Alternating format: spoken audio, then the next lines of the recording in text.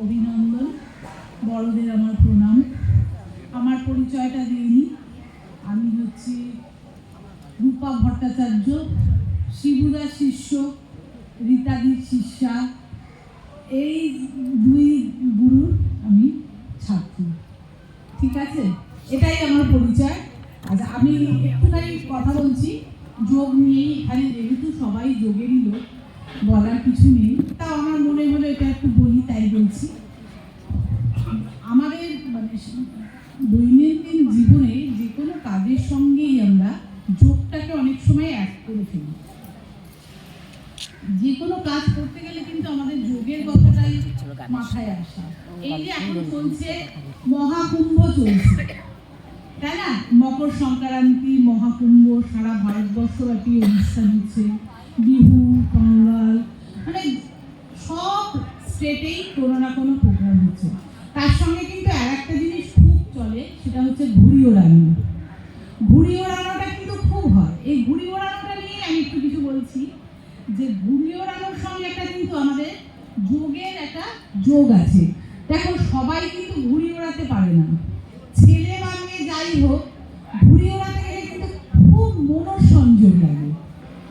যখন ঘুড়িটা আকাশে ওড়ে, তখনই যে ঘুড়ি ওড়াচ্ছে এবং যে ঘুড়িটা উঠছে, দুজনের মধ্যে একটা গভীর সম্পর্ক থাকে।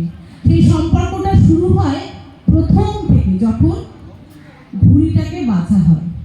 কিরকম হাওয়া দিচ্ছে, খুব জোরে হাওয়া দিচ্ছে না খুব আস্তে হাওয়া দিচ্ছে, সেই বুঝে আমরা ঘুড়িটাকে চয়েস করি, বড় ঘুড়ি বা ছোট ঘুড়ি। তারপর তার সঙ্গে কি হয়, আমাদের হৃদয়ের যে রং, সেই রঙের একটা মিল আছে, সেইভাবে সেই রং পছন্দ করে আমরা ঘুড়িটা কিনি। ঠিক আছে, এবার ঘুড়িটা কেনা হলো, তারপর আমরা দেখে নিই ঘুড়িটার মধ্যে যে কাঠিগুলো আছে, সেই কাঠিগুলো কতটা নরম, যাতে হাওয়ার সঙ্গে সেটা বিঁধবে, ঘুড়িটা ভালোভাবে উঠবে, তাই তো?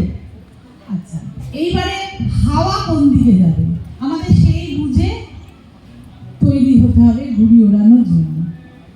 ঘুড়ির মধ্যে ছোট্ট দেশলাই কাঠি দিয়ে ফুটো করি, সেই ফুটোটাতে সুতো লাগিয়ে সুন্দর করে সেট করা হয় ঘুড়িটাকে আকাশে ওড়ার জন্য।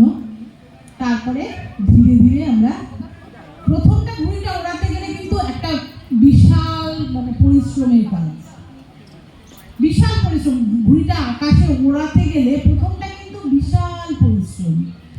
সেরকমই আমরা যখন ধ্যান করি, ধ্যান করার আগে কিন্তু আমাদের অনেক মনকে তৈরি করতে হয়, রীতিমতো মনের সঙ্গে লড়াই করতে হয়। তার জন্য একটা পরিবেশ লাগে।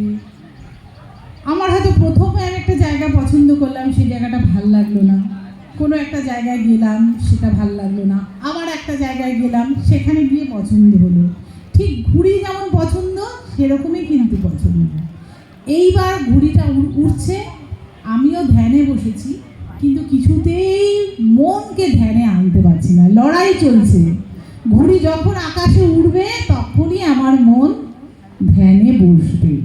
তার জন্য অনেক সংগ্রাম, অনেক কাঠখড় পুড়িয়ে আমাদের সেই অমৃতকে ধারণ করতে হয়, বা আমরা সেই আনন্দটা পেতে পারি। একটা কথা এখানে বলার আছে, এই যে ঘুড়ির সঙ্গে এই যে ধ্যানের যে যোগ, এটা আত্মিক যোগ। ঠিক আমাদের সঙ্গে যেমন পরমাত্মার যোগ, ঠিক তেমনই যোগ। একটা কথা দেখুন, এখানে যদি কোনো একটা সরাইখানা হয় বা বাজে একটা কোনো একটা ক্লাব হলো, এ হলো, তার প্রভাব যেমন আমাদের সমাজের চারপাশের পরিবেশটাকে দূষিত করে দেয়, তেমনি একটা যেমন কোনো একটা যোগের সেন্টার হলো বা মেডিটেশন সেন্টার হলো, তাহলে সেই জায়গাটার কিন্তু চারপাশের লোকজন কিন্তু ওইখানে আসবে, সঙ্গে সঙ্গে কিন্তু জায়গাটাই সুন্দর হয়ে যাবে, পরিবেশটাই সুন্দর হয়ে যাবে। তেমনি সমাজে যদি কোনো বাজে ঘটনা ঘটে, কিছুদিন আগে একটা ভয়ঙ্কর ঘটনা ঘটলো, যেটার প্রভাবে আমরা মোটামুটি সবাই প্রতিবাদ করে উঠেছিলাম, তাই তো? তেমনি আমরা যখন মেডিটেশন করব বা ধ্যান করব, সেটার প্রভাবও কিন্তু সবার মধ্যে পড়বে। এটাই আমার বলার যে আমাদের সাধারণ জীবনের সঙ্গে কিন্তু যোগটা জুড়েই রয়েছে। নমস্কার সবাই।